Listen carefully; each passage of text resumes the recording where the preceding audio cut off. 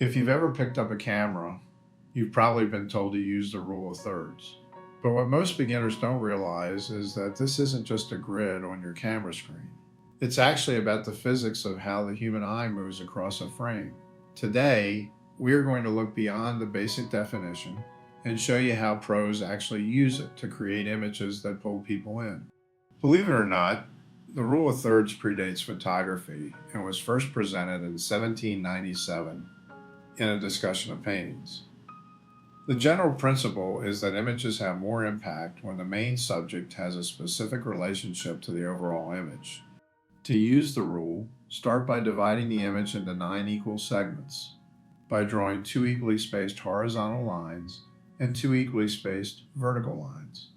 Important compositional elements should be placed along these lines or near their intersections. For example, in landscape photography, the horizon should be aligned with one of the 2 horizontal lines of the rule of thirds grid. But here is where most tutorials stop and where the real magic actually begins. The grid is just the starting point. It also works to place important elements along the diagonals created by the intersection points. When you look at an image where the subject's body or eyes straddle that diagonal line, it naturally guides your viewer right where you want them to look. This works because lines in an image tell us a lot on a subconscious level. They can actually affect our emotions and feelings about an image. Horizontal lines communicate stability and a sense of calmness, even boredom. Vertical lines give a sense of power and strength to the image. Diagonal lines create a sense of action and movement. They are dynamic. Curved lines accentuate grace and beauty. Let's look at a real-world example from my own backyard in Sedona. The red rocks are massive and generally vertical, thus giving a sense of power and stability. The ramp, on the other hand, is curved and graceful. The diagonal flow of the ramp emphasizes movement.